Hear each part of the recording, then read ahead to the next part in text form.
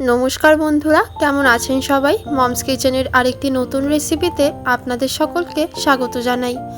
আজকে আমি তৈরি করব গুড় দিয়ে আটার সন্দেশ। এটি তৈরি করার জন্য আমি প্রথমেই একটি বাটিতে কিছুটা পরিমাণে গুড় নিয়ে সেটি সাইড করে রাখলাম। তারপর আমি গ্যাসে বসিয়ে দিলাম একটি কড়াই।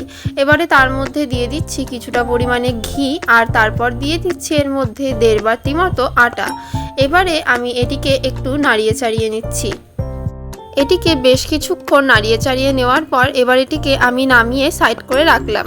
এবারে পুনরায় আমি কড়াইটি বসিয়ে দিলাম এবং তার মধ্যে দিয়ে দিলাম কিছুটা পরিমাণে জল, এবং তার মধ্যে সেই যে গুড়টা সাইড করে রেখেছিলাম সেটি দিয়ে দিলাম। এবারে আমি বেশ কিছুক্ষণ এই গুড়টাকে জাল দিয়ে নিচ্ছি। এখানে আমি বেশ কিছুক্ষণ ধরেই গুড়টাকে জাল দিয়ে নিয়েছি খুব ভালোভাবে। তারপর আমি এর মধ্যে দিয়ে দিয়েছি কিছুটা পরিমাণে আটা। সেই যে ভেজে রেখেছিলাম ঘি দিয়ে, সেখান থেকেই আমি এখানে দিয়ে দিচ্ছি কিছুটা পরিমাণে আটা। তারপর আমি এটিকে খুব ভালোভাবে নাড়িয়ে চাড়িয়ে নিচ্ছি। তারপর আমি আবার যেটুকু বাকি ছিল সেইটুকু আটাও এখানে দিয়ে দিলাম এবং খুব ভালোভাবে নাড়িয়ে চাড়িয়ে নিলাম।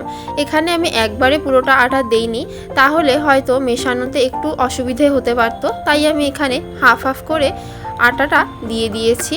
তারপর আমি খুব ভালোভাবে এখানে গুড়টার সাথে মিশিয়ে নিয়েছি। ব্যাস, এখানে আমার মেশানো হয়ে গেছে। তারপর আমি এটিকে একটি থালাতে নামিয়ে নিলাম। পাত্রটিতে নামিয়ে নেওয়ার আগে অবশ্যই এর মধ্যে মনে করে কিছুটা পরিমাণে সাদা তেল দিয়ে ভালোভাবে মাখিয়ে নেবেন। আমিও এখানে মাখিয়ে নিয়েছি। এবারে আমি পাত্রটিতে দিয়ে দিচ্ছি সেই আটাটা।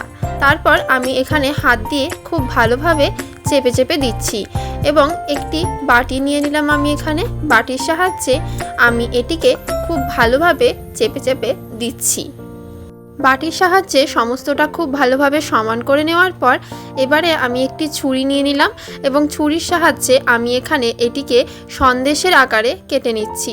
সন্দেশের আকারে গোটাটা কেটে নেওয়ার পর সাইডে যে বাড়তি অংশগুলো আপনারা দেখতে পাচ্ছেন সেগুলি আমি এখানে রেখে দিচ্ছি। এবারে আমি সন্দেশগুলো উঠিয়ে নিচ্ছি। ব্যাস, আপনাদের সাথে কথা বলতে বলতেই তৈরি হয়ে গেল আমাদের আটা এবং গুড় দিয়ে তৈরি সন্দেশ। রেসিপিটি যদি আপনাদের ভালো লাগে তাহলে অবশ্যই বাড়িতে একবার ট্রাই করবেন এবং আমাকে জানাতে ভুলবেন না যে আপনাদের কেমন লাগলো। ভিডিওটি যদি আপনাদের কিছুটা ভালো লেগে থাকে তাহলে অবশ্যই একটি লাইক করবেন। আমার চ্যানেলের রেসিপিগুলি যদি আপনাদের কিছুটা ভালো লেগে থাকে তাহলে অবশ্যই আমার চ্যানেলটিকে সাবস্ক্রাইব করে দেবেন। আজকের মতো এইটুকুই। দেখা হচ্ছে আবার পরবর্তী একটি নতুন রেসিপি নিয়ে মমস কিচেনের আরেকটি নতুন ভিডিওতে।